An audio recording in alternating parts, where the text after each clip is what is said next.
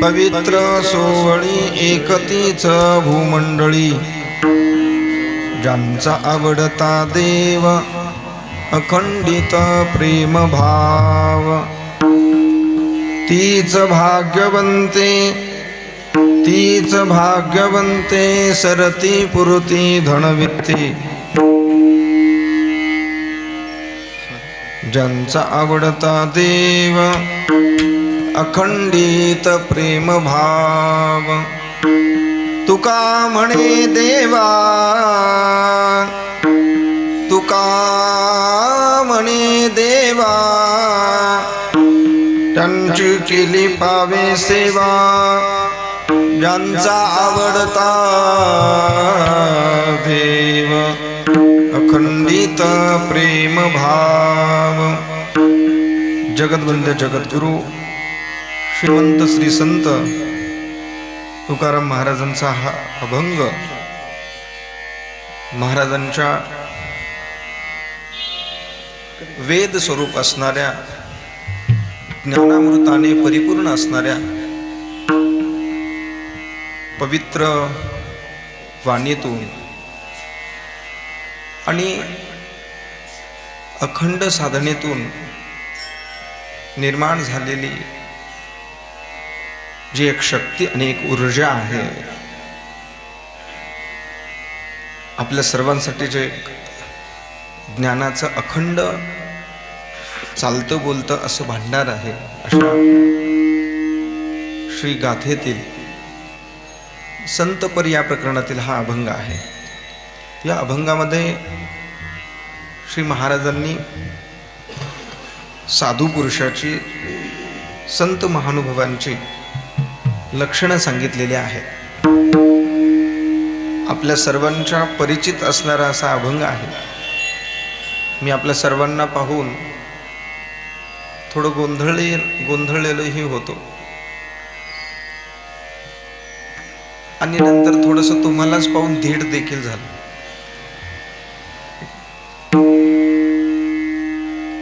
तुम्ही बोलविल्या मी बोलेन, बोली अरूपाचे रूप दावीण, अतिंद्रिये परिभोगवीन इंद्रिया करवी. हे जे श्री ज्ञानोबांनी म्हटलेलं आहे ते श्रोते सज्जन मायबापांच्यासाठी आणि सद्गुरूंच्यासाठी म्हटलेलं आहे. लक्षात घ्या. मग अशी जो आवाज होता तो छान होता, हे कमी करा, थोडंसं कमी करा थोडं.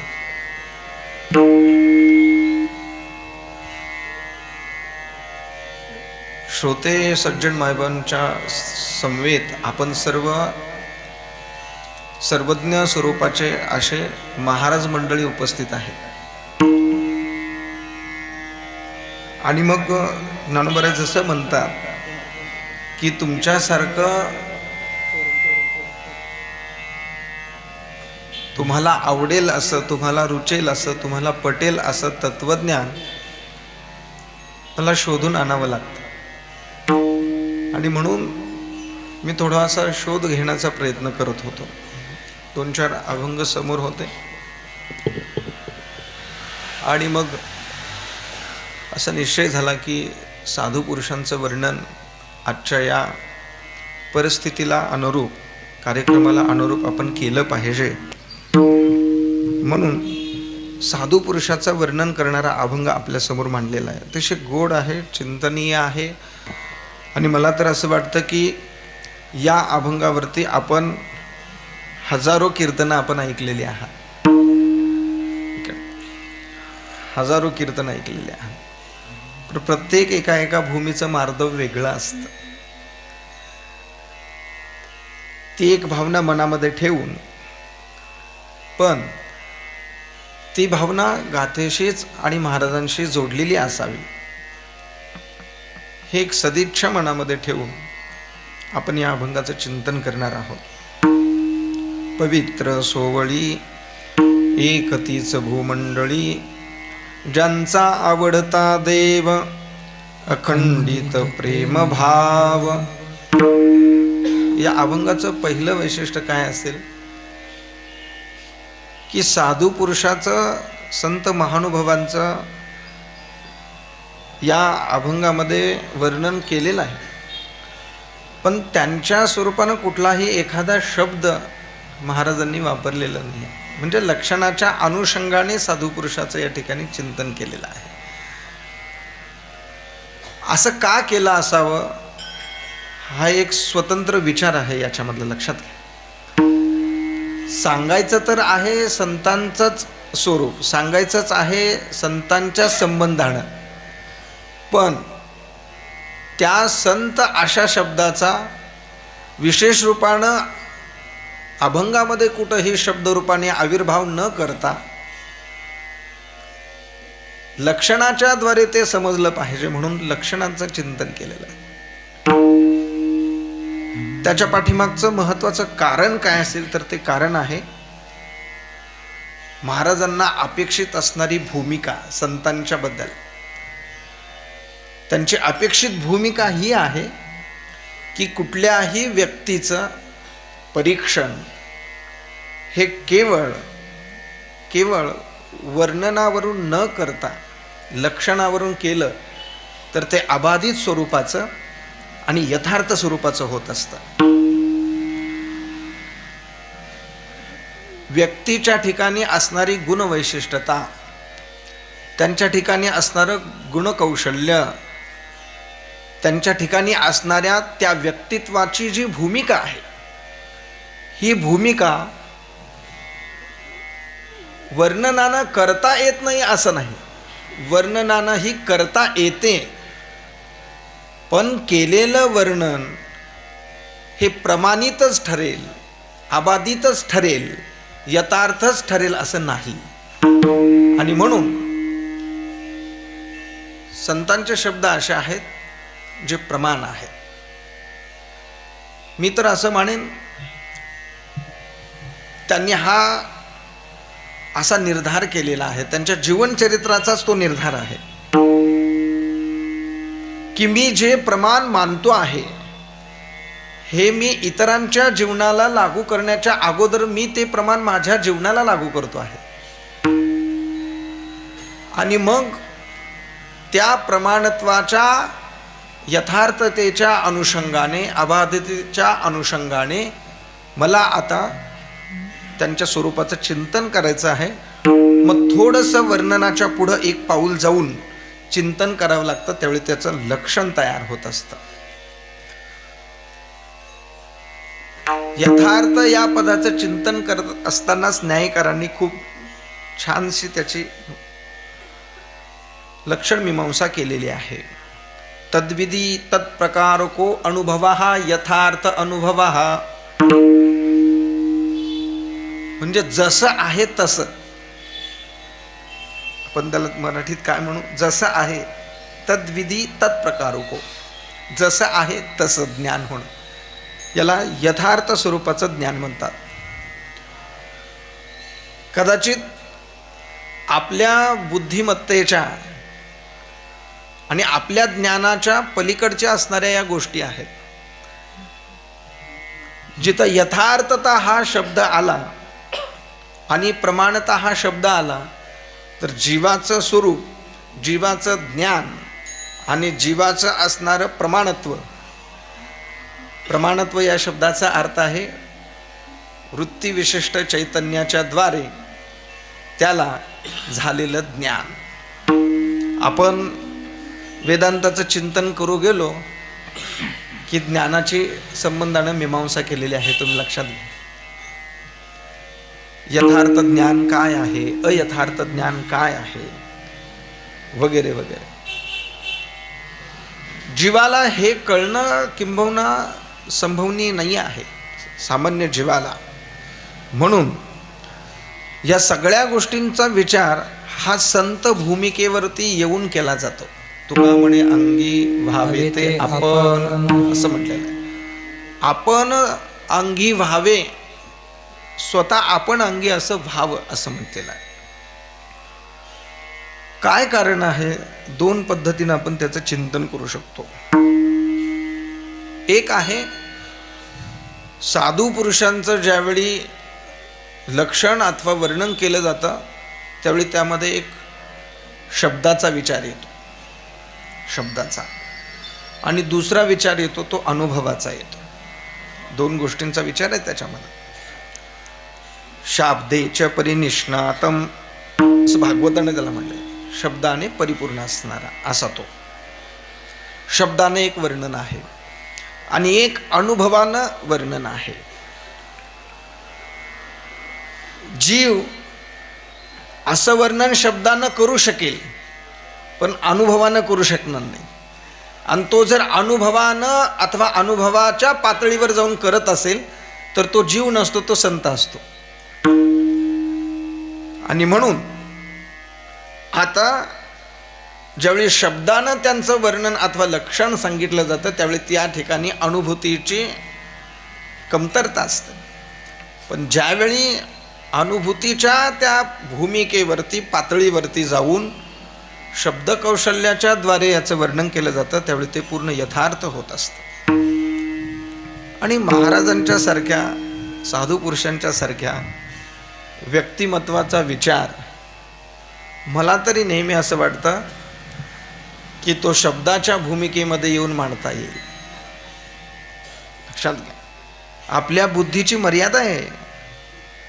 भ्रम, प्रमाद, विप्रलिप्सा, कर्णपाठाव आदी असणाऱ्या ज्या दोषांचं चिंतन केलेलं आहे ना, म्हणूनच काही लोक म्हणतात असा एक एक अवगुण असला तरी चालत नाही. आपल्यापाशी सगळेच आहेत, काय म्हणावं आता. एक असून जमणार नाही, सगळेच असून कसं होईल मग. पण एक शब्दाची मर्यादानी भूमिका आहे. तुम्ही श्री ज्ञानोबांच्या संबंधानं अमृत अनुभवाच्या 6व्या प्रकरणाचा विचार करा, 5व्या प्रकरणाचा विचार करा, ज्यामध्ये शब्द प्रमाणाचं विशेष करून चिंतन केलेलं आहे. बापू पेग वस्तू शब्दू स्मरणदानी प्रसिद्धू अमूर्ताचा विशोधू आरिसा नोहे, असं त्याचं वर्णन ज्ञानोबांनी केलेलं आहे. हे शब्द प्रमाणाची मांडणी आहे. मी नेहमी सांगत असतो ज्ञानोबांना तू तव ज्ञानाचीच मूर्ती का म्हणायचं, ज्ञानियांचा राजा का म्हणायचं, तर ती भूमिका त्यावेळी कळते की शब्द प्रमाणाला यथार्थ स्वरूपात मांडून पुन्हा एकदा शब्दाचं खंडन करण्याची जी एक सामर्थ्यता आहे ती ज्ञानोबांची आहे. त्याचं वर्णन करताना ज्ञानोबा काय म्हणतात, बाप उपेग वस्तू शब्द. बाप या शब्दाचा अर्थ आहे थोरवी, महत्तम स्वरूपाचा आहे, तो मोठा आहे. उपयोग आपल्या उपयोगाचा आहे. शब्द हा बहुसार उपकाराचे राशी, असं त्याचं वर्णन केलं, ही मांडणी केली. कारण आपल्याला ब्रह्मज्ञानाचं जे असाधारण कारण सांगितलेलं आहे ते शब्दप्रमाणे लक्षात. ब्रह्मज्ञान कशाच्या द्वारे होतं, तर त्याचं साधन सांगत असताना शब्दप्रमाणाच्या द्वारे हे ज्ञान होतं असं सांगितलं. पण ज्ञानोबा इतके गोड त्याचं चिंतन करतात, म्हणतात अहो तुम्ही आम्हाला सांगा की जे शब्द प्रमाणाच्या द्वारे प्राप्त होतं असं म्हणता आहात, त्याची तुम्ही थोरवी वाहवा गाता आहात, पण पुढचे शब्द स्मरणदानी प्रसिद्धू त्याच्यावरती अनेक युक्तिवाद केलेले आहेत. दोन युक्तिवाद सांगतो. एक युक्तिवाद त्या शब्दाला धरून आहे, स्मरणदानी प्रसिद्धू. स्मरणदानी तो काय आहे, प्रसिद्ध आहे. पण त्याच्यावरती प्रश्न केलेला आहे. पूर्व पक्ष म्हणतो अहो तुम्ही म्हणता की स्मरणदानी तो प्रसिद्ध आहे शब्द, अशी त्याची थोरवी आहे, पण तुम्ही सांगा स्मरणदान करून देण्यासाठी, स्मरण करून देण्यासाठी अगोदर आपल्याला विस्मरण व्हावं लागेल.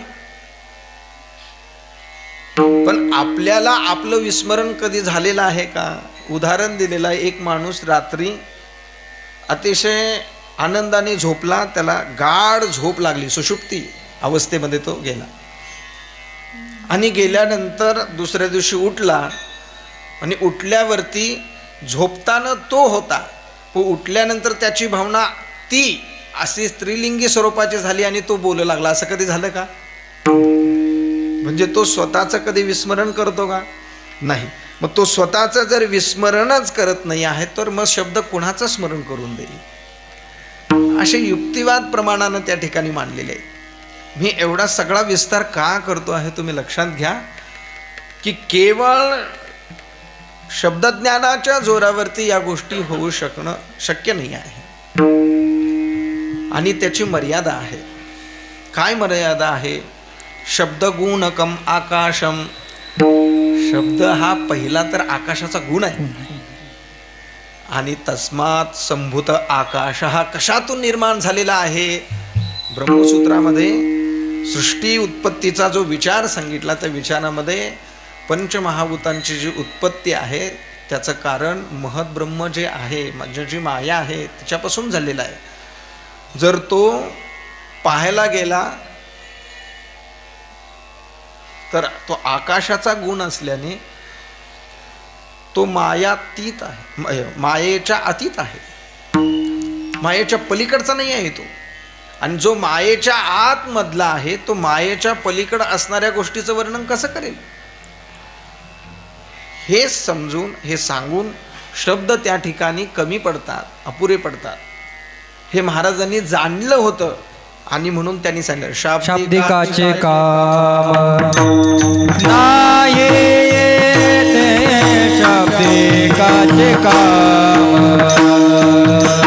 नाही येते,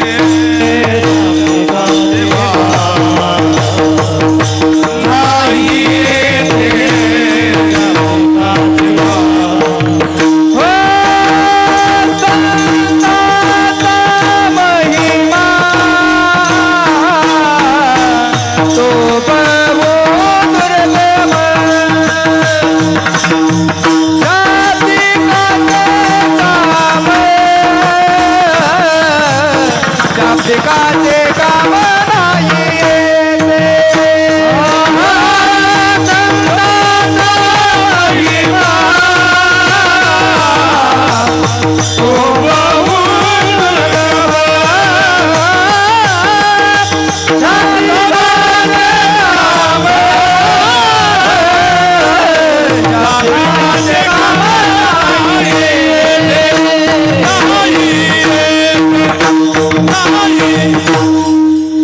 हे प्रमाण आपण नेहमी ऐकतो, पण यातली वैशिष्ट्यता ही आहे की शाब्दिकाचे काम नाही हे कोण सांगणारे आहेत?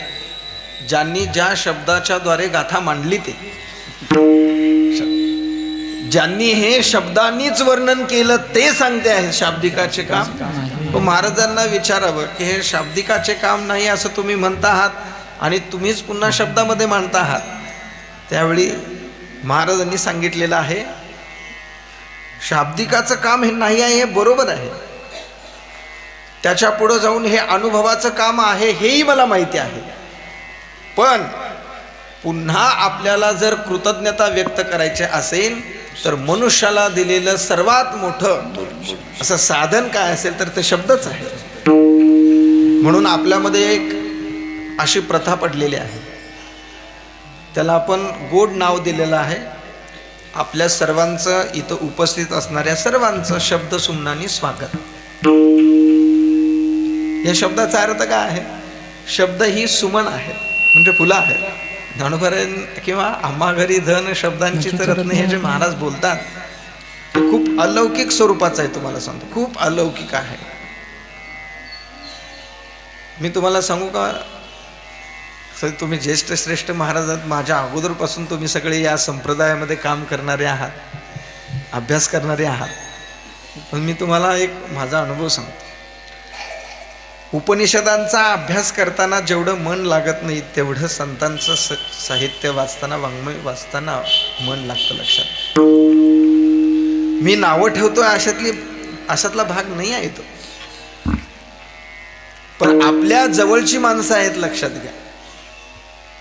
आपण जर थोडंसं मागं पाहिलं तर मागं पाहिल्यानंतर आपल्याला उपनिषदे आणि आपण यांच्यामध्ये आपल्याला हे संत महानुभव दिसतात. आणि पुढं सांगू का, हे संत महानुभव दिसत नाहीत, यांच्या रूपानंच वेद दिसतात. यांना सोडून अधिक काही नाही आहे. अनेक वेळा आपण त्या गोष्टीचं चिंतन करतो, आपल्याला इतका वेळ नाही म्हणून मी प्रस्तावनेमध्ये एवढाच विषय सांगेन की श्री ज्ञानोबरायांनीही देखील विश्वरूप दर्शन केलं. आणि मग विश्वरूप दर्शन केल्यानंतर अर्जुनानं पुनश्च नमस्ते नमस्ते प्रभो असं म्हणून पुन्हा पुन्हा नमस्कार केला. अर्जुनाचा नमस्कार केला विश्वरूपाला. पण श्री ज्ञानोबराय म्हणतात मी आता कसा नमस्कार करू? मग मी माझ्या पद्धतीने करेन. भरोनी सद्भावाचे अंजळी मिया ओविया पुले मोकळी अर्पिली अंघ्री युगली विश्वरूपाच्या. ज्ञानोबरायांचं हे वैभव आहे. मी जाता जाता एकच गोष्ट सांगेन की महाराजांच्या बाबतीमध्ये देखील मी एक दिवस ही गोष्ट सांगितली. मला वाटतं देहूमध्ये कीर्तन होतं आणि तिथं मी बोललो होतो. मला महाराजांच्या परंपरेतले बरेचसे लोक त्याच्याबद्दल बोललेही देखील की महाराजांनी त्यांच्या जीवनामध्ये जेवढ्या काही त्यांच्यावर आलेल्या आपत्त्या आहेत भौतिक स्वरूपाच्या, त्या भौतिक स्वरूपाच्या आपत्ती म्हणजे त्याला आपण दुष्काळ वगैरे वगैरे म्हणतो, ते हे आल्यानंतर महाराज खचले नाही. हे आल्यानंतरही देखील महाराजांना वाईट वाटलं नाही. हे आल्यानंतरही महाराजांना याच्याबद्दलचा दोष देवाला कधी दिला नाही. कधी दिला नाही देवाला दोष या सगळ्याबद्दल. म्हणजे मूल मेलं म्हणा, पत्नी मेली म्हणा, सगळं गेलं तरी देखील. पण एक प्रसंग असा आहे ज्यावेळी स्वतः महाराजांनी देवाला सांगितलं मी माझी हत्या तुझ्या नावे घालीन, का माझा गाथा बुडवला सांग. तुझंच वर्णन होतं ना, काय लिहिलं होतं त्याच्यामध्ये, मी माझ्याबद्दल काय लिहिलं होतं. तू का म्हणे माझी कोणी वधविली वाली, तुझ्या प्रसादानंच हे सगळं वर्णन केलं ना. मग आता तुझ्या प्रसादानं वर्णन केलेलं, तुझ्या प्रसादातून प्राप्त झालेली जी प्रासादिकता होती आणि जी गाथा होती, ती तुझ्या प्रेमानं मला दिलेलं एवढं मोठं आशीर्वचन होतं आणि तेच तू माझ्याकडून हिरावून घेतोय. मी माझी हत्या तुझ्यावरती घाली. मी हा फक्त एक भाग सांगितला कशाबद्दल, की महाराजांना त्या शब्दांच्या बद्दल किती प्रेम होतं. ते ज्ञानोबारायांचं प्रेम आहे, लक्षात घ्या. असंच ज्ञानोबारा म्हणतात की मी काय करेन, विश्वरूपाची पूजा कशी करेन. मीही पाहिलं, अर्जुनानं पाहिलं, संजयानं पाहिलं, धृतराष्ट्रानं पाहिलं, काय विशेष आहे. मी पण वर्णन करण्याच्या निमित्तानं, भाष्य करण्याच्या निमित्तानं मी जसंच्या तसं पाहिलं आणखी. आणि मग मला पूजा करायची तर मी अशी पूजा करेन देवाची. मला यातून एक गोष्ट शिकायला मिळाली. ती गोष्ट ही होती की आपल्यासारख्या वारकऱ्यांनी अथवा आपल्यासारख्या संप्रदायाच्या अनुयायी कर्त्यांनी जर एखादी गोष्ट त्यांना कुणाला द्यायची असेल, कुणाला प्रदत्त करायची असेल, मग कुणाच्या व्यावहारिक दृष्टीनं तो विवाह समारंभाला जाऊ अथवा कुठल्याही कार्याला जाऊ, त्यानं ती प्रदत्त करत असताना, देत असताना दुसरं काही देऊ नये. फक्त संतांच्या शब्दाचे विचार तिथंपर्यंत पोचवावे एवढं जरी दिलं तरी ते महाराजांना आवडणार आहे. इथं उभारून आपल्यासारख्या सगळ्या लोकांचं मोठं महत्त्वाचं काम का आहे. आपण जो विचार मांडणार आहोत, जो विचार सांगणार आहोत, तो आपल्या मनाचा विचार थोडाच आहे. तो विचार प्रत्यक्ष संतांचा आहे. आणि ते संत जगाचं हित अहित पाहून आलेले आहेत, आहे का नाही. ते जगाचं शोधून आले संत,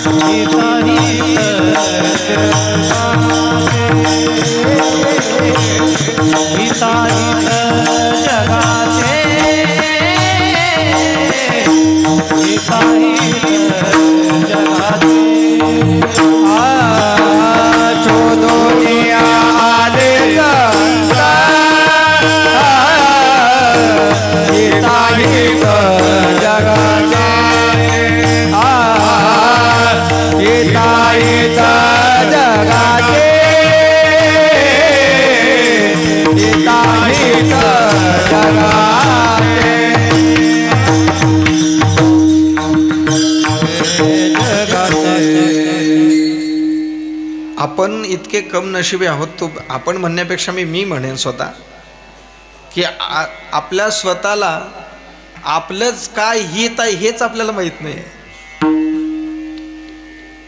आपलं हित काय आहे किमान एवढं तरी आपल्याला माहीत पाहिजे की आपलं हिताचं काय आहे आणि अहिताचं काय आहे. मी आरगडे महाराजांना सद्भावपूर्वक शतशः साष्टांग दंडवत करेल. तुम्ही आमच्यापेक्षा खूप भाग्याचे. त्याचं कारण सांगतो, तुमचं पारायणच बंद नाही आहे.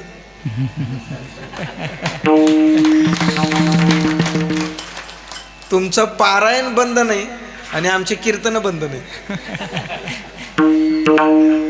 पण आम्हाला पाहून जेवढा आनंद होणार नाही तेवढा आरगडे महाराजांना पाहून आनंद होईल. कारण ते ज्ञानोबारायांना दररोज पाहते, दररोज वाचते आहेत, दररोज अनुभवते आहेत. आम्हाला ही उपाधी सोडावी वाटते, पण लोक म्हणते एवढ्या लवकर सोडत असते का, म्हणून थोडी बंधनं येतात. काहीसा विचार मी शब्दाने तोंडाने मांडण्याही पेक्षा तुम्हाला खरं सांगतो, तो आत्मत्वाने अनुभवणं हा महत्वाचा भाग आहे. आणि ती एक रसस्वादन वृत्ती आहे. एरवी फुलामध्ये गंधही आहे आणि फुलामध्ये रसही आहे, परंतु सेवन करण्यासाठी भ्रमरच पाहिजे आहे. रेड्याचं काय काम आहे, तो फुलं आलेली कुस्करून टाकतो. असे रेडे किती आहेत आता. असो, सांगायचा महत्वाचा भाग हा आहे की साधू पुरुषांनी आणि श्री ज्ञानोबारायांनी हा आपला सद्भाव आणि आपली कृतज्ञता शब्दाच्या साधनांच्या द्वारे एक त्याचं माध्यम स्वीकारून या ठिकाणी केलेलं आहे. म्हणून शब्दामध्ये ते साधू पुरुषाचं वर्णन करतात. काय वर्णन करतात त्याच्याबद्दलचे युक्तिवाद अनेक आहेत. फक्त मी एकच सांगेन युक्तिवाद त्याबद्दल, जो भगवंताच्या संबंधानं आहे. एतु धर्म्यामृतमिदं यतोक्तं पर्युपासते श्रद्धाना तत्परमा भक्ताः ते अतीव मे प्रियाः ते भक्ताः मे अतीव प्रियाः. आम्ही करू तयाचे ध्यान ते आमुचे देवतार्चन किंबहुना ते होनी आन गोमटे नाही. हे शब्द देवाचे आहेत आणि देव बोलतो आहे आम्ही करू तयाचे ध्यान. देव दुसऱ्या कुठल्या देवाचं ध्यान करत नाही आहे. देव देखील ज्ञानोबरायांचं ध्यान करत, देव देखील महाराजांचं ध्यान करते, देव देखील शांतीब्रह्मनाथ महाराजांचं ध्यान करते. देवता अर्चन या शब्दाचा अर्थ आहे की त्यांची पूजा देखील करते आहेत. आणि जसं तुझ वाचोनी केशवा अनु नावडे, जसं साधू पुरुषांनी देवाबद्दल म्हटलेलं आहे तसं देव म्हणता आहेत ते वाचोनी आन गोमटे नाही. ते सोडून दुसरा आम्हाला जगामध्ये गोमट गोड असं काही नाही आहे. जर देव एवढ्या प्रेमानं बोलत असतील, ते तीर्थ ते क्षेत्र जगी तेची पवित्र शब्द काय आहेत? भक्ती कथेसी मैत्र जयाचे असं वर्णन आहे. तेही प्राणा परोते आवडते मज निरुते भक्त चरित्राते प्रशंसती. आणखीन एक ओवी आहे अशाच संबंधानं, तेही प्राणा परोते तिथंच ओवी आहे. हा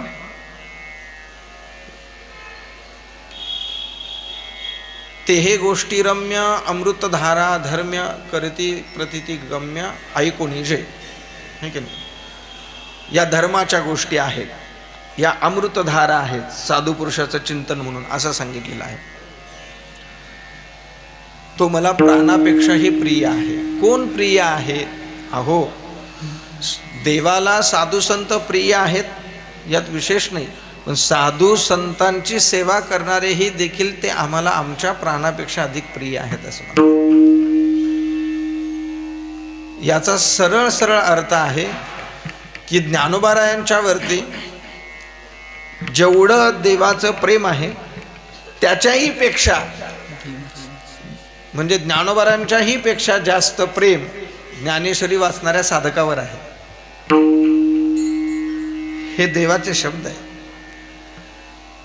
म्हणजे आपण दोन प्रेमाला पात्र झालो.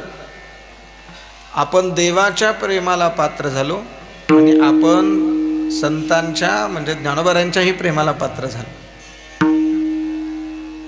ठीक आहे ना? दोघांच्याही प्रेमाला आपण पात्र झालेलं आहे, लक्षात घ्या. देवाने सांगितलेली वेद उपनिषद पाहिलीच, पण साधू संतांनीही सांगितलेले सर्व संत साहित्य वाङ्मय आपण पाहतो आहे, ऐकतो आहे, श्रवण करतो आहे, अभ्यास करतो आहे. किती वैशिष्ट्यपूर्ण जीवन आहे आपलं. आतापर्यंत आलेल्या सगळ्या साधू पुरुषांच्या जीवनाचा, जीवनचरित्राचा आणि त्यांच्या कार्याचा जर आपण अभ्यास केला तर आपल्यासमोर मांडलेली जी काही म्हणजे प्रस्थांतरीय सोडवण्याच्या संबंधाने असणारे जे संदर्भ ग्रंथ आहेत, ज्याला आपण रेफरन्स बुक म्हणतो, आपल्या समोर आहेत. आपण ते सोडवत असताना अगदी पहिल्या पंचकरणापासून ते प्रभाकरापर्यंत, पंचदशीपर्यंत आणि चितसुखीपर्यंत आपण जाऊ शकतो. हा प्रवास आहे आपला. आणि हा सगळा प्रवास आपल्याला आपले साधू पुरुष घेऊन करते. किती वेळा त्यांच्याबद्दल आपण मनामध्ये श्रद्धा आणि प्रेम ठेवून, जसं काय द्यावे त्यासी व्हावे उतराई हे जे म्हटलेलं आहे ना, याच्याबद्दल मला जो सगळ्यात जास्त भावणारा शब्द आणि मला नेहमी असं वाटतं, भागली आमोज वाहती न कळे भाग वाहतील कडे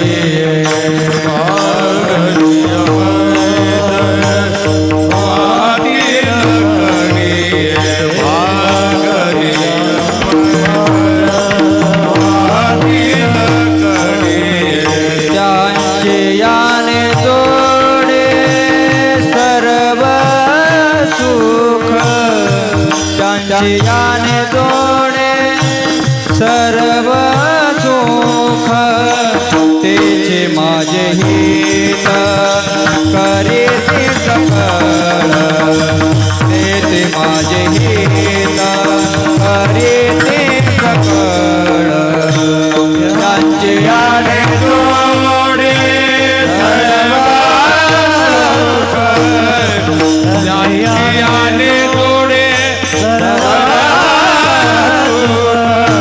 तेचे माझे हित करीते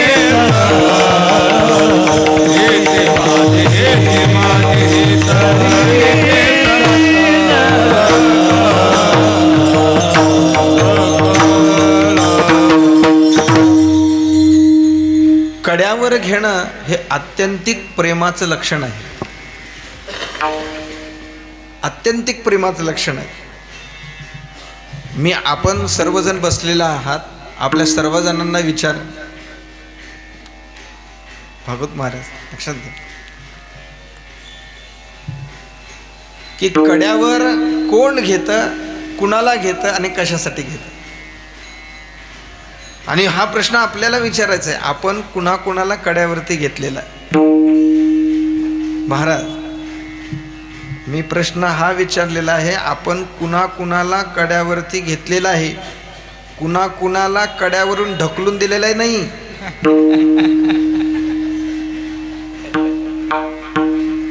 कुणाकुणाला कड्यावर घेतलेला हे विचारतोय, कड्यावरून ढकलून दिलेलं हे नाही विचार.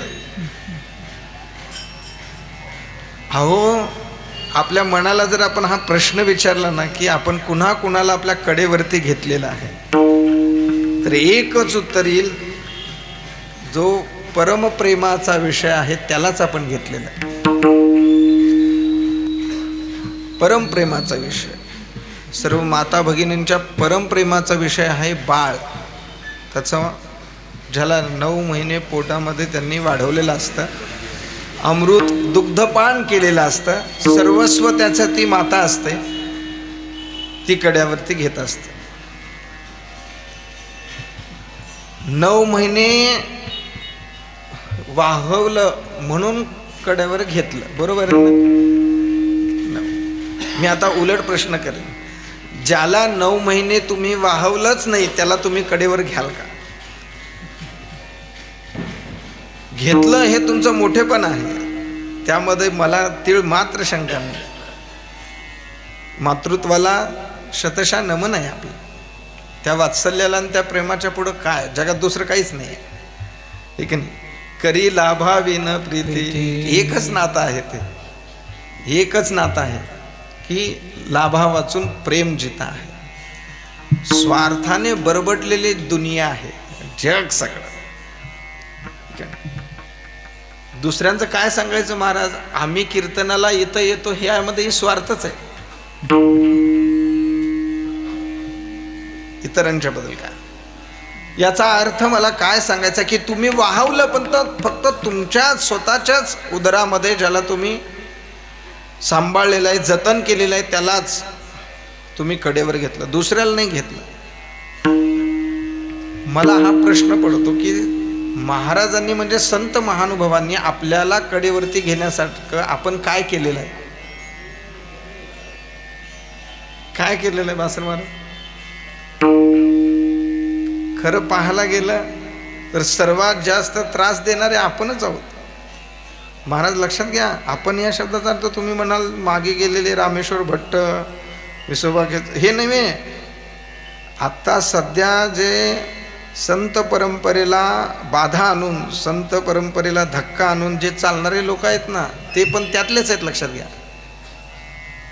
मला पहिला नास्तिक बरा वाटतो पण आत्ताचा नको.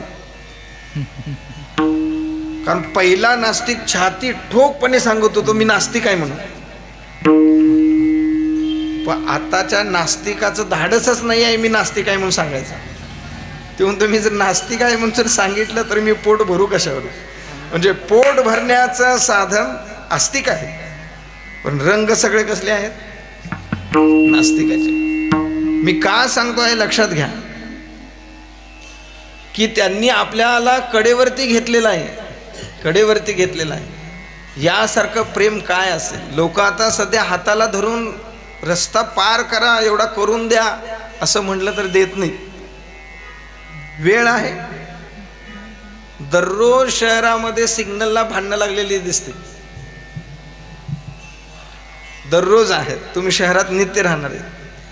एखाद्या माणसाला 2 मिनिट थांब जरी म्हटलं तर तो म्हणतो कशासाठी, कुणासाठी.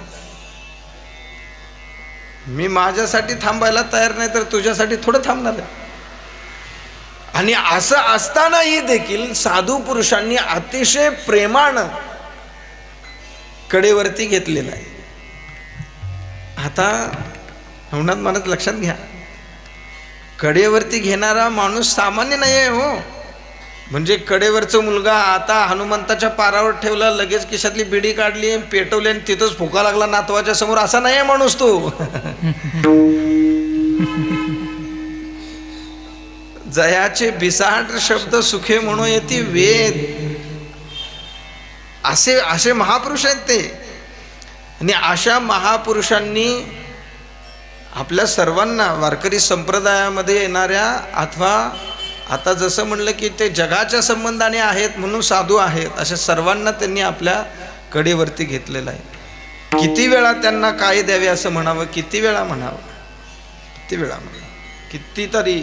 म्हणजे ठेवितो हा पायी जीव थोडा हे म्हणण्याचं कारणच आहे. मी एवढं वर्णन यासाठी करत होतो की देव स्वतः म्हणतायत की त्याच्या वाचून मला काहीच गोमटं नाही आहे, गोड नाही आहे. जर देवाची ही भूमिका याबद्दल आहे, मग साधू संतांचं प्रेम संतांच्या संबंधानं किती असावं. ज्ञानोबारायांच्या संबंधानं महाराजांचं प्रेम किती आहे. एक उलट भाव नेहमी सांगितला जातो, तुम्ही तो ऐकलेला आहे, गाथ्यामध्ये पण आहे. महाराज ज्यावेळी म्हणतात की काय ज्ञानेश्वरी उनी ते इथं पाठविले असं म्हणतात, हे महाराजांनी बोल. पण याच्या पूर्वीचा जो माऊलीचा आणि त्या धरणेकराचा जो संवाद आहे, त्या धरणेकराच्या संवादामध्ये काय सांगितलेलं आहे, तुका सर्वश्रेष्ठ प्रिय आम्हा. हे कोण म्हणत आहे, हे ज्ञानोबाराय म्हणते. लक्षात घ्या, जे ज्ञानोबाराय महाराजांच्या पूर्वी 400 वर्षापूर्वी होऊन गेलेले साधू पुरुष आहेत. आताच्या जगामध्ये हयात असणाऱ्या महाराज लोकांना प्रेमानं बोलायचं आता शिल्लक राहिलेलं नाही. श्री ज्ञानोबाराय हे बोलून जाते आहे. हे किती प्रेम आहे, हे प्रेम आहे, लक्षात घ्या. आणि संप्रदायामध्ये ज्यांनी हे पाहिलेलं आहे, ज्यांनी हे वाचलेलं आहे, ज्यांनी याचा अभ्यास केलेला ना, तो माणूस संप्रदायाला, वारकरी पंथाला, संतांच्या या परंपरेला, अनुभवाला आणि पांडुरंगाला प्राणप्रिय ठेवून, स्वतःचं अस्तित्व समजून, विठ्ठल आमूचे जीवन असं समजून तो जीवन जगत असतो. लक्षात घ्या. मी तरी महाराज नेहमी सांगतो, आम्ही खूप दुरोणी आलो. मी गा दुःख झाले दारुण, तसा आमचा प्रवास आहे हा कोल्हापूर ते इथंपर्यंत. पण इथंपर्यंत आम्हाला कोण आहे असं म्हटलं तर एकच, ते महाराजांना म्हणजे संतांना पाहायचे, हेच आमचे आहेत. आजपर्यंत यांनीच सांभाळ केलेला आहे. तुम्ही सांभाळले संती भय निरसली खंती. भय ही गेलं आणि खंती पण गेलेली आहे. म्हणून या साधू पुरुषांच्या संबंधानं किती बोलावं, किती सांगावं हे कमी पडणार आहे. असे जे साधू पुरुष आहेत, असे जे महानुभव आहेत, अशा महानुभवांना आम्हाला पुन्हा पुन्हा अनुभवायचं आहे.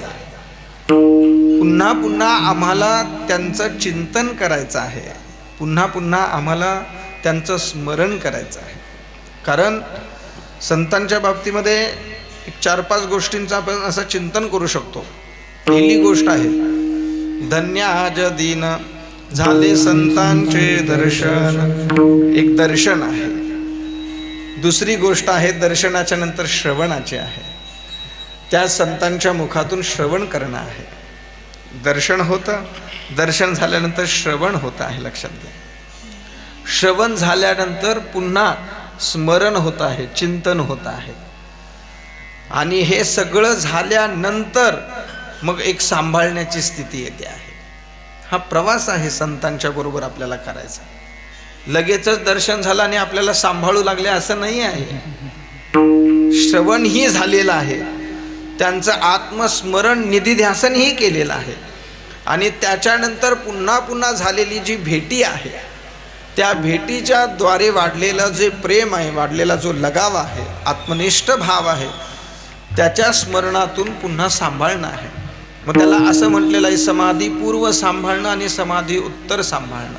आपल्याला आता आपला सांभाळ समाधी उत्तरचा आहे. आणि तो इतका वैशिष्ट्यपूर्ण आहे.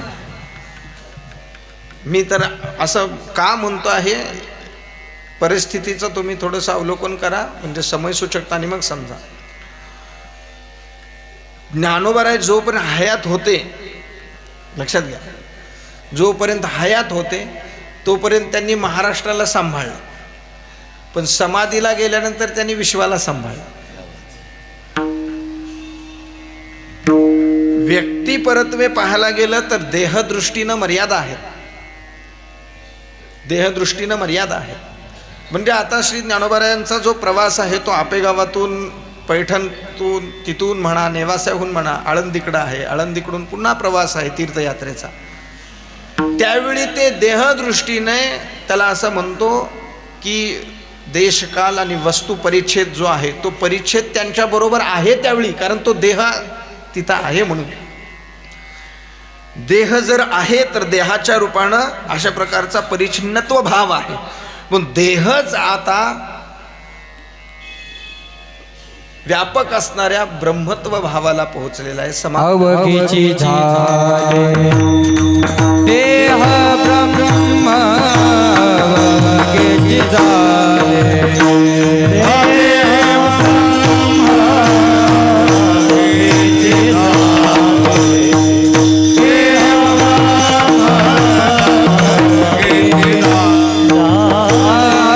विश्वाचे जे अर्थ माझे मनी प्रकाश रे, अवघेचे झाले देह, अवघेचे झाले देह, अवघेचे झाले देह. विश्वाचे जे अर्थ माझे मनी प्रकाश,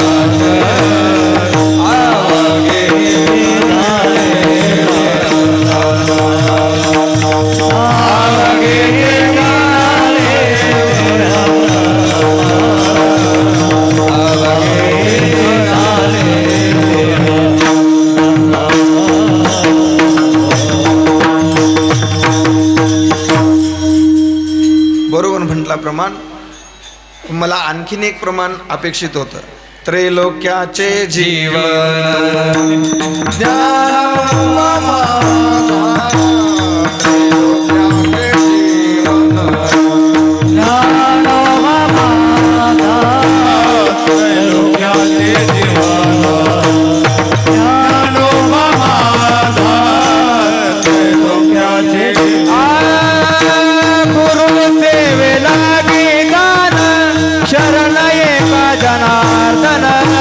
त्रैलोक्याचे जीवन ज्ञानोबा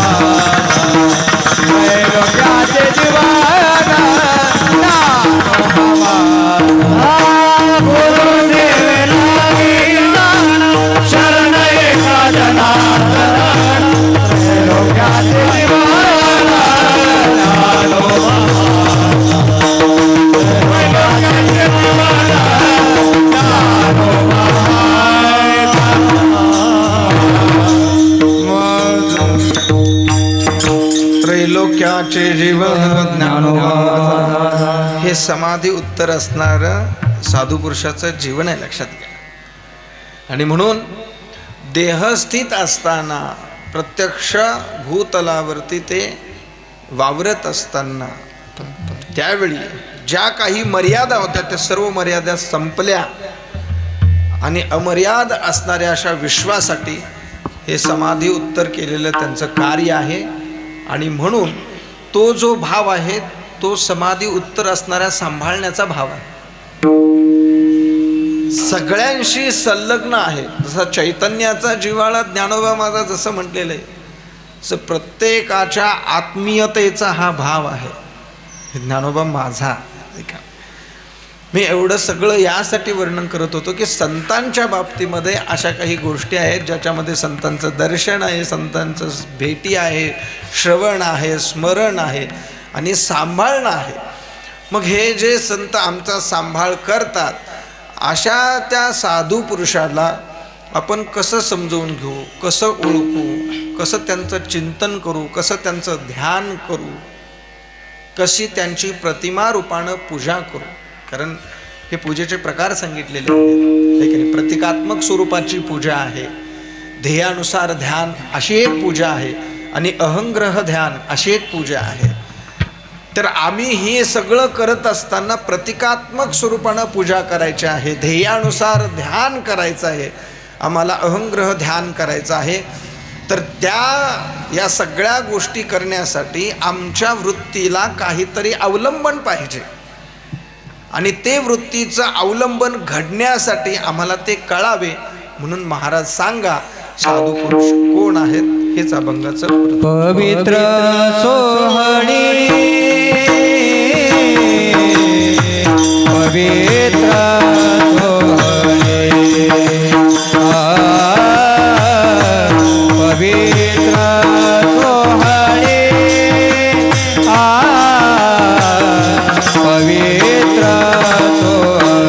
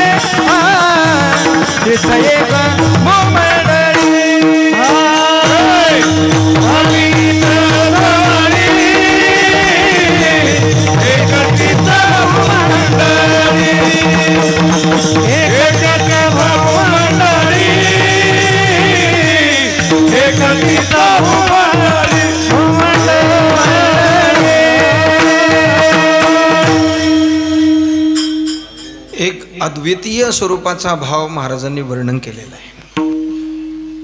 एक तीच भूमंडळी असं म्हणण्याचं कारण काय हे विचार करा.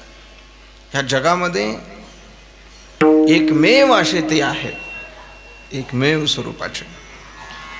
दुर्लभत्व आहे हे लक्षात घ्या. आणि शास्त्रांना असं सांगितलेलं आहे, ज्या ज्या गोष्टी दुर्लभ आहेत त्या सर्व गोष्टी प्राप्त करणं कठीण आहे. आणि ज्या ज्या गोष्टी प्राप्त करणं कठीण आहेत त्या गोष्टीचं व्हॅल्युशनही जास्त आहे, मूल्यही जास्त आहे, त्या मूल्यवर्धित आहेत. लक्षात घ्या. जगात आपल्याला दुर्जन जास्त भेटतात का सज्जन जास्त भेटतात? आता तुम्ही असं म्हणाल, सज्जनाला सज्जन भेटतात, दुर्जनाला दुर्जन भेटतात. किंवा तुम्ही असाल म्हणा दुर्योधनासारखे, तुम्हाला सगळे सज्जन पण दुर्योधनच दिसत असले, आम्ही काय करू वगैरे वगैरे युक्तिवाद बाजूला सोडून द्या. पण सांगायचा भाव यातला हा आहे की सरासरी आपण जर असा विचार केला तर आपल्याला सज्जनापेक्षा दुर्जन लोक जास्त भेटतात. आणि ते कलियुगाचा परिणाम आहे म्हणून भेटतात. मी तर म्हणेन दुर्जन जास्त भेटतात असं म्हणण्यापेक्षा हे कमी पडतं. दुर्जनाचा नित्य सांगातच आहे आपल्याला.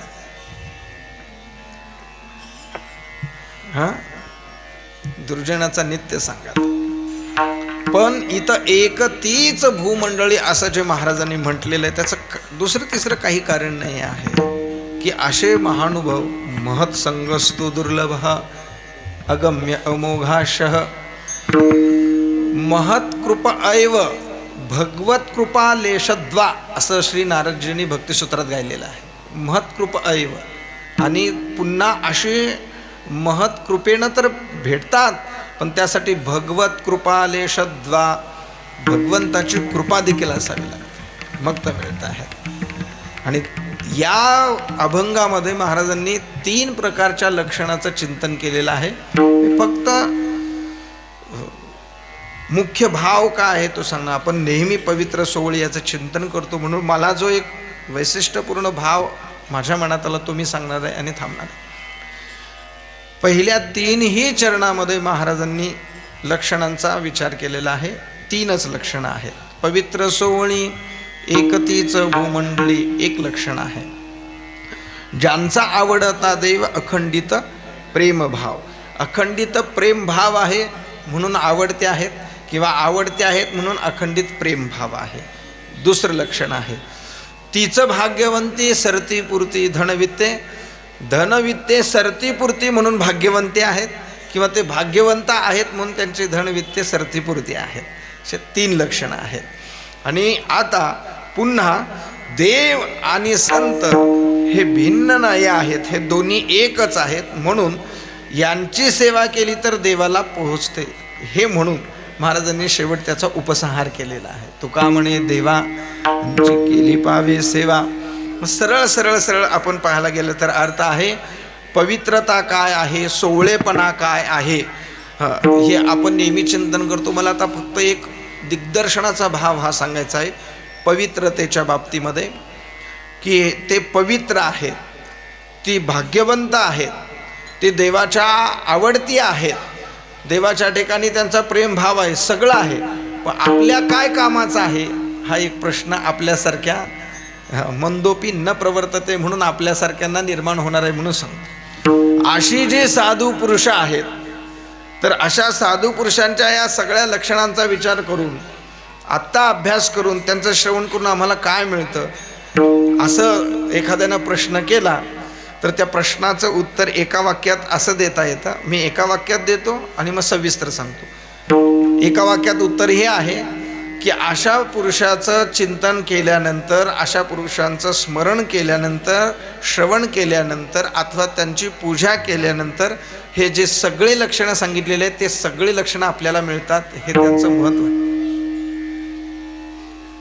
म्हणजे त्यांचं चिंतन केल्यानंतर पवित्रता मिळते, त्यांचं चिंतन केल्यानंतर देवाचं प्रेम मिळतं, आणि त्यांचं चिंतन केल्यानंतर आपण भाग्यवंत होतो.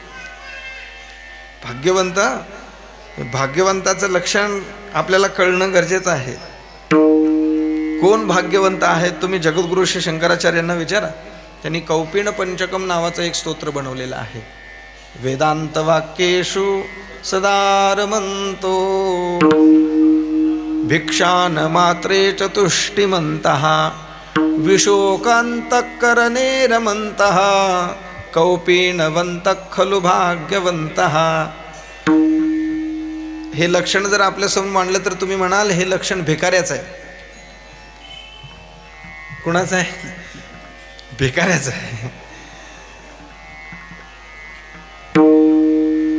भगवत पाद पूज्य जगद्गुरु शंकराचार्य काय म्हणता आहेत? जो विशोकांतकरणाचा आहे, साधकाची दशा उदास अशा विशोकांतकरणाचा आहे आणि केवळ भिक्षा मागून संतुष्ट राहतो. नेहमी वेदांत वाक्याचं चिंतन करतो, नेहमी वेदांत वाक्याचं चिंतन करतो, नेहमी उदास विशोक अंतःकरणाचा राहतो आणि हे सगळं करत करत उदरनिर्वाहासाठी म्हणून केवळ भिक्षा मागतो आणि त्याच्यामध्ये संतुष्ट राहतो. हे जे सगळं सांगितलं हे भिकाऱ्याचंच लक्षण आहे का कोणाचं लक्षण आहे? हे सगळं भिकाऱ्याचं लक्षण आहे आपल्या दृष्टीनं, पण हे भाग्यवंताचं लक्षण आहे. मी पुढे एक वाक्य बोलेन जे मला शोभत नाही. हे भाग्यवंताचं लक्षण आहे असं म्हणणारेच मूळचे भाग्यवंत आहेत आणि म्हणून ती भाग्यवंताची लक्षणं सांगते. आपल्यामध्ये आपल्या सर्वांच्या मध्ये वृत्तीमध्ये भाग्याच्या लक्षणाचं जे चिंतन आहे ते अलग आहे, वेगळं आहे. भाग्य तरी नव्हे धन पुत्र दारा. धन पुत्र आणि दारा या तिन्हींचा विचार आपण भाग्याच्या संबंधानं करतो असं महाराजांना वाटलं म्हणून महाराजांनी ते नव्हे असं सांगितलं. हे नकारार्थी वाक्य आहे, लक्षात घ्या. नव्हे भाग्य तरी नव्हे नकारार्थी आहे असं म्हणत असाल, पण भाग्य का आहे? निकट वास बरा संताप. हे भाग्याचं लक्षण आहे. म्हणून ते पुढे म्हणू शकतात पडून राहीन ते ठाई उगाचच संताची पायी. किती गोड गायलेलं आहे संतांच्या चरणाजवळ राहण्याच्या संबंधात. संत चरण दे चरण सेवा,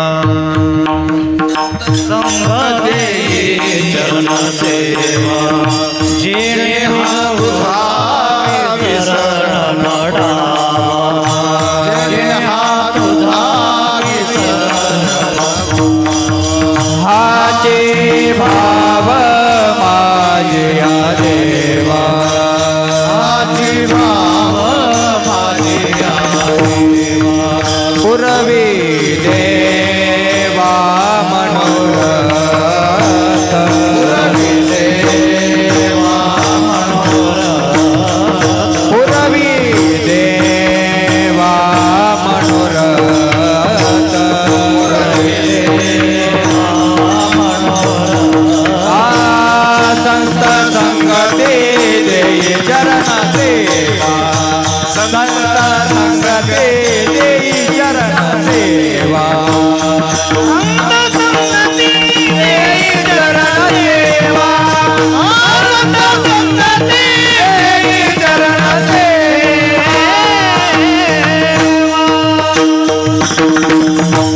संत संगती देई चरण सेवा, जेणे हा तुझा विसरण पडावा, हाची भाव माझ्या देवा. आणि पूर्वी देवा मनोरथ, माझं मनोरथ का आहे? माझ्या मनोरथाचा असणारा जो सगळा भार का आहे?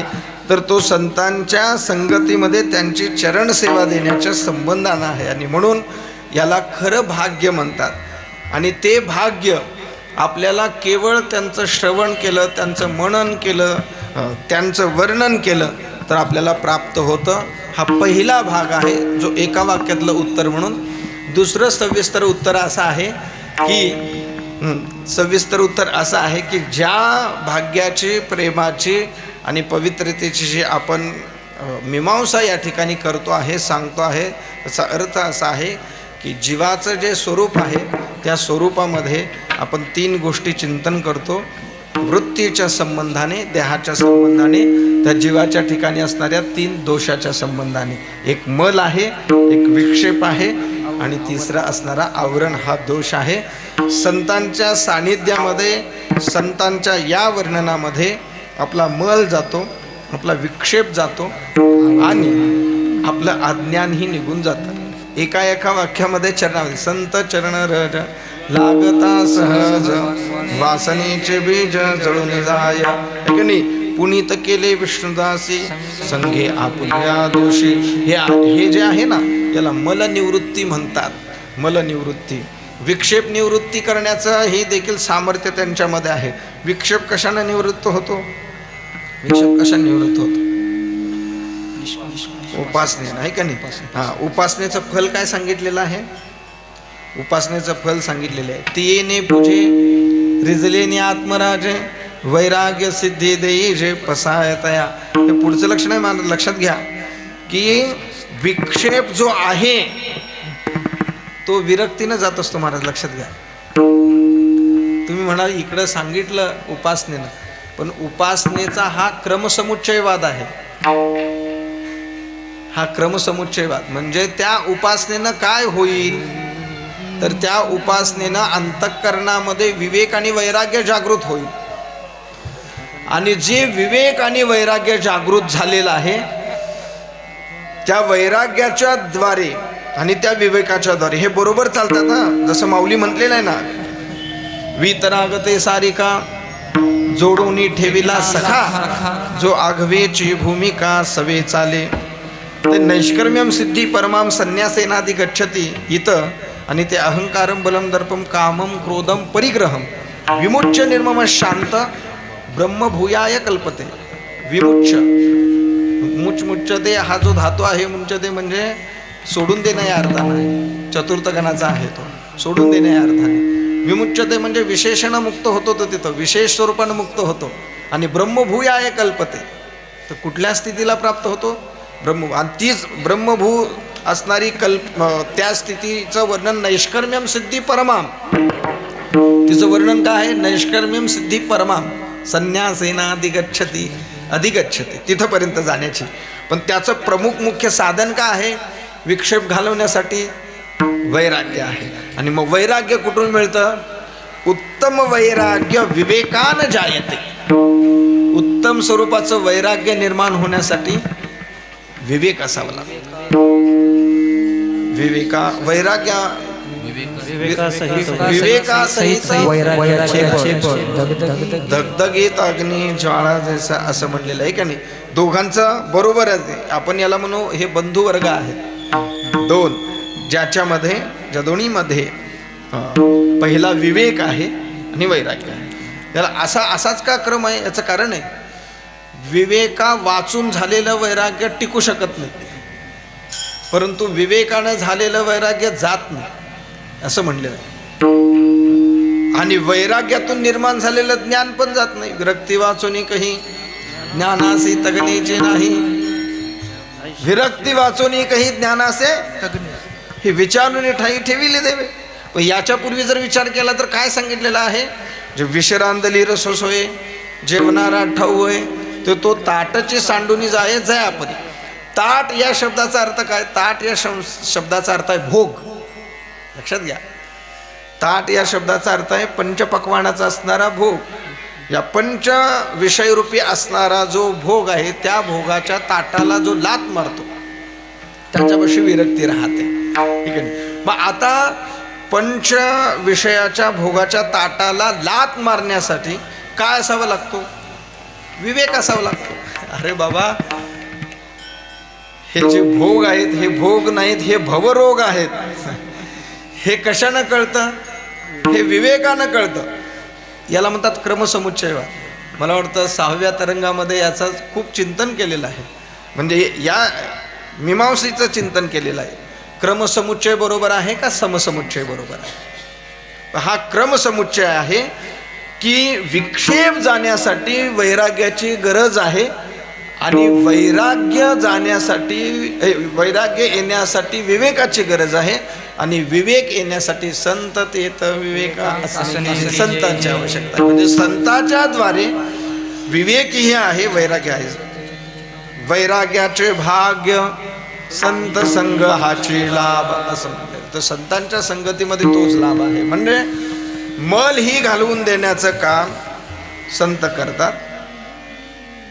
विरक्ती म्हणजे वैराग्याच्या द्वारे विक्षेप घालून देण्याचं काम हेही देखील संत करतात. आता राहिले शेवटची गोष्ट आहे ती आवरणाची.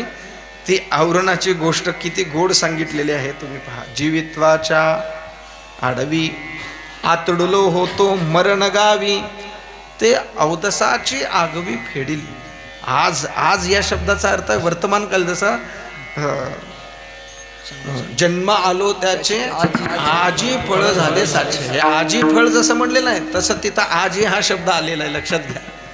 तिथं ही आजी असं ते म्हटलेलं आहे. त्याच्या जीवित्वाच्या आडवी आतुडलो होतो मरण गावी, संसार ऐसा दारुणू जो भेटलाचे हरी शिणू, तो ज्ञानदानी सकरुणू भजेचे गुरु.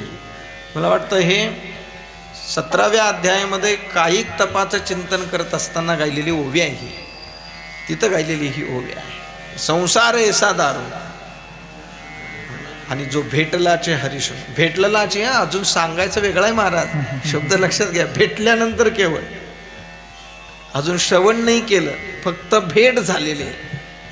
हा किती तीळ मात्र आपण त्याला म्हणतो. संत संगती पळीभर होय असं त्याचं वर्णन आहे, लक्षात घ्या. म्हणून इथं आणखीन सांगू का, तुम्ही 16वा अध्याय उघडा आणि त्या 16व्या अध्यायामध्ये सद्गुरूंच्या रूपानं किंवा जसं ते अविद्याच्या निदा विश्वस्वप्नाचा धांदा भोगीत होता प्रबुद्धानादी जो, हे जे म्हटलेलं आहे, अज्ञानाच्या निदा जो घोरत होता बदबदा ते म्हटलेलं आहे. तर अमृतानुभवामध्ये काय, अविद्येचे आडवे भुंजित जीवपणाचे निभवे, तया चैतन्याचे धावे कारुण्य जो. तिथं चैतन्य धावे असे शब्द दिले. कुठं अडकलो होतो? अविद्येच्या गावामध्ये अडकलो होतो. तो दुसऱ्या अध्यायामध्ये दिलं ना, ते गुरु शिष्यस्तेहम शादीमात्मा प्रपन्न. तिथं भगवंतानी सांगितलं गुरु गारुडी धावून या. तर इथं चैतन्याचे धावे असं ज्ञानवर आहे म्हटलेलं आहे की नाही. धावणं त्याचं खूप गोड चिंतन ब्रह्मभूत गुरुजींनी केलेलं आहे. म्हणलेलं आहे चालणं वेगळं, पळणं वेगळं आणि धावणं वेगळं. चालण्यामध्ये सहजता आहे, पळण्यामध्ये भीती आहे आणि धावण्यामध्ये समोरच्या व्यक्तीला वाचवण्याची वृत्ती आहे.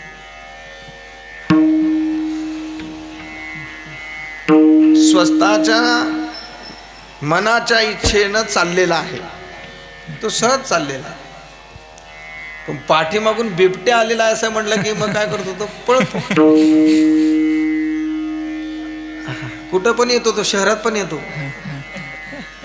तुम्ही म्हणाले हे गावाकडे होत होतं, आता नाही, शहरात पण होतं. हे पळतो. पण आता एखाद्याच्या घराला आग लागलेली आहे असं जर दिसाल तर माणूस काय म्हणतो, अरे धावा धावा धावा धावा, घरला आग. तसं हे साधू पुरुष जीवाच्या मागे लागलेले हा संसाराचा जो आग आहे, अग्नी आहे, तो विझवण्यासाठी धावते आहे. गुरु गारुडी धावून आला असं. आता याच्यापेक्षा दुसरं एक गोष्ट आहे ती जीवाच्या बाबतीमध्ये. त्या जीवाच्या बाबतीमध्ये असं सांगितलेलं आहे, गुरु गारुडी याच्या मागे धावते आहेत, लक्षात घ्या. पण हा दुसरीकडंच उधळतो आहे. म्हणजे आता चौथा शब्द झाला, चालणं वेगळं, पळणं वेगळं, धावणं वेगळं आणि उधळणं वेगळं. उधळणं हा पुढचा प्रकार आहे. म्हणून सद्गुरू आपल्या मागे धावते आहे आणि आपण त्यांचा आशीर्वाद मिळवण्यासाठी प्रयत्न करतो आहे. म्हणून जो प्रत्येक बोधाच्या माथया सोहंतेच्या माध्यांनी आलिया, लपे आत्मभ्रांती छाया आपणपात तळी, न दिसणे दिसणेसीही मावळली. ठीक आहे. किंवा एवढंच शब्द आपण वापरू, अदृश्य दर्शने संताचे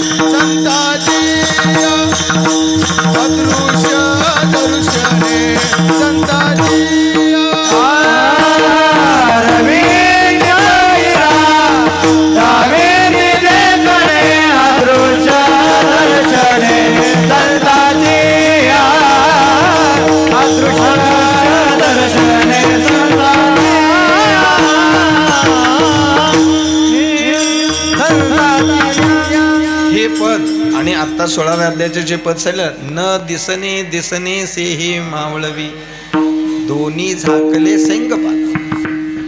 हे किती वैशिष्ट्यपूर्ण आहे पहा. जे दिसत होतं त्या दिसत असणाऱ्या गोष्टीला न दिसणाऱ्या गोष्टीनं मावळून टाकलं. जसं आपण म्हणतो अदृश्यतेचे झाले काही दृश्य जे होते, ठीक आहे नाही? का असं झालं? अदृश्य जे होते ते दृश्य झाले म्हणून दृश्य अदृश्य झाले. जोपर्यंत अदृश्य दृश्य होत नाही तोपर्यंत दृश्य अदृश्य होत नाही, आणि जोपर्यंत संतांची गुरुची भेट होत नाही तोपर्यंत अदृश्य दृश्य होत. ना कळे ते कळे, कळे ते ना कळे, वळे ते ना वळे, गुरुवीन असा सगळा भाव आहे. म्हणून आवरण जे अज्ञानाचं आहे ते अज्ञानाचं आवरण कसं निवृत्त होते. जयाचेने विवेक किरण संगे उन्मेक सूर्यकांत फुणगे. फुणगे शब्द आहे पहा. दिपली जाळीत दांगे संसाराची, संसाराची दांगे दिपिले जाळीत. दांग या शब्दाचा अर्थ आहे पुन्हा वन. मग तो वन शब्द पुन्हा अमृतानुभवामध्ये येतो. मोडोनी माया कुंजरू मुक्त मोत्याचा ओ गुरु जैविता श्री गुरु निवृत्ती वंदे. किती गोड तिथंही वर्णन केलेलं आहे. आता माझी वेळ झालेली आहे असे म्हणतात आहे का नाही? असं इकडून तिकडून खुणवं लागलं. महाराजांना मला असंच वाटतं की आता बाबा जाऊ दे, मला भागवत सांगता येत नाही पण ज्ञानेश्वरी थोडे सांगण्याचा प्रयत्न करतो. मला कधीतरी वेळ देतील की तुम्ही ज्ञानेश्वरी सांगा येतं येऊन, पण ते काय बोलेनच मला. ते दरवर्षी भागवतच सांगा म्हणते, सांगा भागवत बाबा. आता मी म्हणतो आता काय करावं आता की नाही महाराज. कधीतरी मला अरगडे महाराज देखील म्हणले की भाऊ आपल्याला एक दिवस अमृत अनुभव असा क्रमशः पद्धतीने चिंतन करायचे. आणि हे खरं जीवन आहे. तुम्हाला खरं सांगतो, मला आता एवढं माहीत नाही आहे की तुम्हा सर्वांना किती समजलं, काय समजलं, कसा विषय चालला आहे, काय सांगतो. पण मला समाधान आहे एवढं की उभारलेले तरी माझ्याकडे पाहते आहेत. बाकीच्या गोष्टीचा विचार माझ्या डोक्यात. काही उभारलेल्या लोकांचं तरी माझ्याकडे लक्ष आहे. बसलेले झोपलेले आहेत किंवा कशा आहेत ठीक आहे बाबा, ते आपल्याला माहीत नाही. पण हे संतांनी दिलेलं आपल्याला अमृत रसपान आहे. आणि मग मला नेहमी असं वाटतं की एखादं म्हणतो हो काय कीर्तन तुम्ही चांगलं केलं. आपल्याला जर एखाद्या सामान्य जीवाच्या मुखातून आलेलं गोड वाटत असेल तर प्रत्यक्षात ज्ञानेश्वरी किती गोड आहे. किती ते ग्रंथ गोड आहेत की ते आपण बसून श्रवण केले पाहिजेत. फक्त आता त्या देवाला, संतांना आणि प्रकृतीला आपण फक्त हात जोडून विनंती करायची आहे की आपल्याला हे सगळं श्रवण करण्यासाठी थोडा वेळ काळ आपल्याला मिळावा.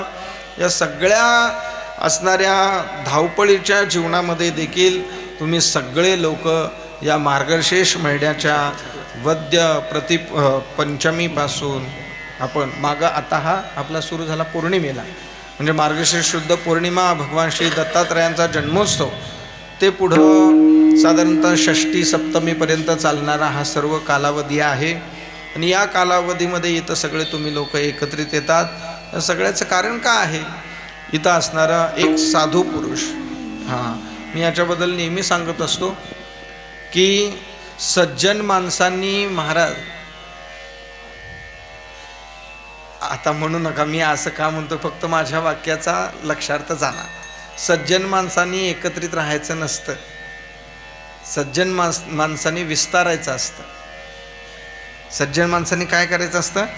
विस्तारायचं असतं. विस्तारायचं म्हणजे प्रत्येक एका विभागामध्ये जायचं आणि मग हरिभजने हे धवळलेले जग असं म्हणून काम करायचं. परंतु मी उद्धव महाराजांना विचारलं, महाराज कुठं राहते? ते म्हटले मी शहरात राहतो. म्हणून कुठं? संभाजीनगर. म्हणलं तुम्ही संभाजीनगरला का राहते? मी पहिला माणूस असेल मी तुम्हाला असं विचारणार आहे की तुम्ही संभाजीनगरला का राहते? म्हणून का राहते म्हणजे आता माझ्या मनाची मर्जी असं आहे. पण ते प्रेमानं मला म्हटले भाऊ तसं नाही. त्यांनी बरेच कारणं सांगितले. पण मी तुम्हाला खरं सांगतो, अशा माणसाची गरज शहरात नाही आहे. शहरात नवनाथ महाराज आहेत, आरगडे महाराज, अशा माणसाची गरज परतूरलाच आहे. चुकत असलं तर तुम्ही म्हणा, काही म्हणा मला. प्रगड महाराज तुमची गरज तिकडे फुलंब्री सिल्लोडला आहे. तुम्ही म्हणू नका. त्या त्या क्षेत्रामध्ये जाऊन त्या त्या क्षेत्रातला परमार्थ विकसित करणं हे त्यांचं काम आहे. सज्जन माणसं सगळीच एकत्रित आली की मग पाय वडायला सुरू होते. कीर्तनाला कोणाला सांगायचं, वाजवायला कोणाला सांगायचं आहे की नाही. म्हणून इथं हा एकटा बरा आहे, तू इकडं नको, तू तुझ्या ठिकाणी तिकडं बरा आहे. प्रेम राहतं दूर असल्यानंतर. आणि म्हणून सज्जन माणसं विस्तारावे आणि मग विस्तारलेल्या माणसांच्या मध्ये त्या सद्वृत्तीचा तो प्रवास असतो. आणि गावाकडं महाराज तुम्ही अनुभवलं नाही पण गावाकडं खूप प्रेम करते. तुम्हाला माहीत नसलं ना, शेठजींना विचार. शेठजींनी म्हणजे राहते शहरात पण शहर नुसतं नावाचं आहे आता त्यांच्या पुढं, पण हे सगळ्या खेडोपाडी फिरते आहे. आणि त्यांना हे चांगलं जाणवलं आहे की खेडोपाड्यामध्ये जास्त प्रेम करणारी लोक आहेत. मग त्यांनी सपाटाच लावला तीर्थापुरीपासून परतूरपर्यंत. त्यांनी ओळखलं उद्धव महाराज गेले नाही इकडं, मग माझं काम आहे तिकडं, मी तिकडं जाईल. मग ते परतूरपर्यंत असेल, म्हणजे सगळीकडं असा प्रवास आहे. हा सगळा असणारा नामसंकीर्तनाचा आणि ज्ञान प्रसाराचा असणारा हा संप्रदायाचा भाग आहे. आणि असे खूप लोक आहेत. आपलं शहर समृद्ध आहे महाराज. तुमच्यासारखे साधू पुरुष इथं राहतात म्हणून आपला वारकरी संप्रदाय जिवंत आहे. आणि चांगल्यात नुसता जिवंत नाही, ताटमानेनं जगतो पण आहे. हे खूप महत्त्वाचं आहे. जगणं वेगळं आणि ताटमानेनं जगणं वेगळं. ते ताटमानेनं जगतो आहे तो संप्रदाय तुम्ही जतन करून ठेवलेला आहेत. तुमच्या चरणी खूप खूप खूप मी दंडवत करतो. महाराजांचं जीवन आहे. महाराजांनी आपल्या गुरूंची असणारी, आता हे असंच आहे, त्यांची केली पाहावी सेवा म्हणजे आपण ही जी सेवा करतो ही सेवा प्रत्यक्ष ब्रह्मीभूत प्रातस्मरणीय गुरुनाम गुरुनाम गुरु जरी रंगनाथ गुरुजींचे आणि गुरुनाम गुरु सद्गुरू विष्णू महाराजांची गुरुजींची जरी आहे तरी ही सेवा देवाला आणि श्री ज्ञानोबारायांना प्राप्त होणारी आहे. आणि या सेवेमध्ये आपण सगळे लोक सहभागी आहात. शहराच्या ठिकाणी असा उत्सव करणे, सगळं करणं एवढं सोपं नसतं. परंतु तरीही देखील आर्थिक गोष्टी, सगळ्या गोष्टी जाणून, लोकांची उपस्थिती जाणून, सगळं जाणून महाराजांनी एवढं मोठं हे शिवधनुष्य या ठिकाणी पेललेलं आहे. त्यांच्या वयाचा आणि त्यांच्या सगळ्या गोष्टीचा, प्रकृतीच्या मर्यादेचा जर आपण विचार केला तर त्यांचं खूप मोठं हे काम आहे. मी त्यांच्या चरणी म्हणजे आता पुढचं सांगतो पण थांबतो की यांचे म्हणजे हे या आपल्या अगोदरच्या असल्या पिढीनं त्यांच्या अगोदरच्या पिढीची सेवा करणं देवाची सेवा आहे. तसं आता आमच्यासारख्या पिढीनं तुमच्यासारख्या पिढीची सेवा करणं ही देवाचीच सेवा आहे. म्हणून आम्ही नेहमी असं म्हणतो की हे आपले गुरुस्थान आहेत. जेवढे जेवढे मोठे माणसं आहेत आपले गुरुस्थान आहेत.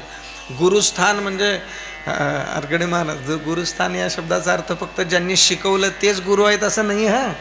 लोकांनी असं म्हटलेलं आहे की जे आपल्याला शिकवतात तेच आपले गुरु आहेत. नाही अहो, ज्यांना पाहून आपल्याला आनंद मिळतो, ज्यांना पाहून आपल्याला स्फूर्ती मिळते, आपल्याला उत्तेजना मिळते आहे, प्रकाश मिळतो आहे, ज्ञान मिळतो आहे, असे सगळे आपले गुरु आहेत.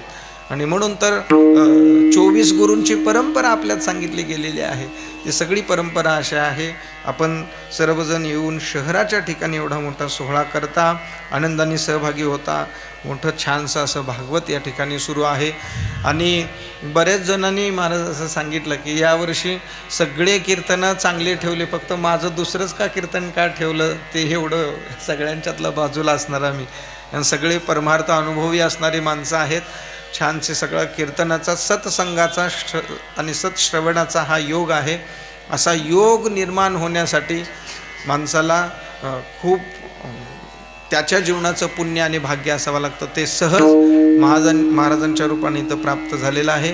श्री भगवान हनुमंतरायाचा हा भक्ती संप्रदायाचा दरबार आहे. इथला संपूर्ण परिसर अनेक प्रकारचे सप्ताह आणि उत्सव या ठिकाणी संपन्न करतात. त्यातला हा एक आहे. आपण सर्वांनी तन मन धनाने या कार्याला, या सेवेला आपण सहकार्य करत आहात आणि केलेलं आहात. म्हणून मी या परंपरेचा एक पाईक अनुयायी, एक सेवक म्हणून आपल्या सर्वांच्या चरणी विनम्रतेने साष्टांग दंडवत करतो आणि थांबतो. ज्ञानेश्वर माऊली ज्ञानराजा माऊली ज्ञानेश्वर माऊली ज्ञानराजा ज्ञानेश्वर माऊली ज्ञानराजा माऊली ज्ञानेश्वर माऊली ज्ञानराजा जय जय ज्ञानेश्वर माऊली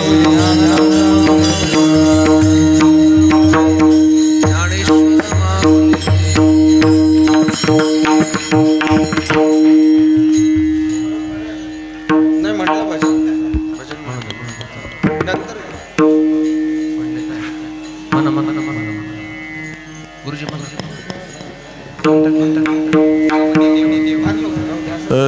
तुका म्हणे देवा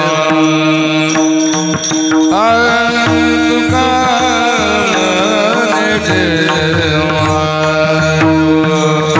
तुका म्हणे देवा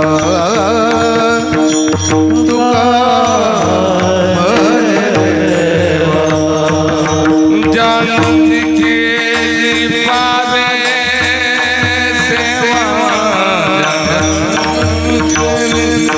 पावे सेवा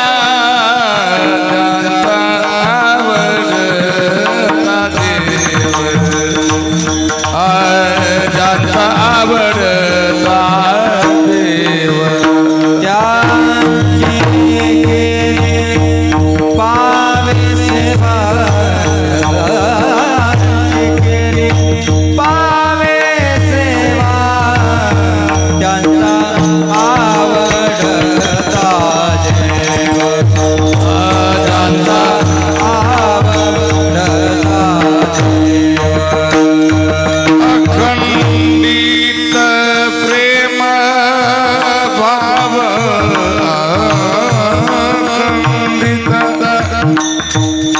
अखंडित प्रेम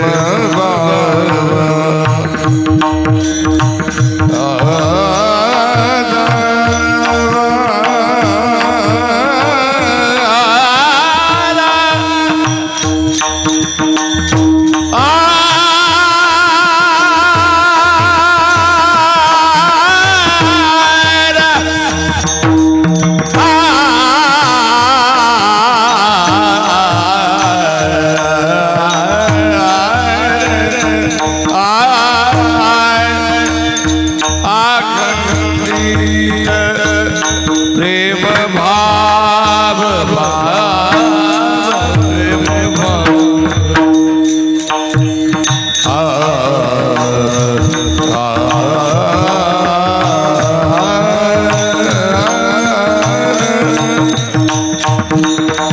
अखंडित प्रेम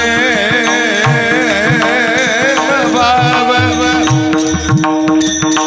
अखंडित प्रेम भाव अखंडित प्रेम भाव अखंडित प्रेम अखंडित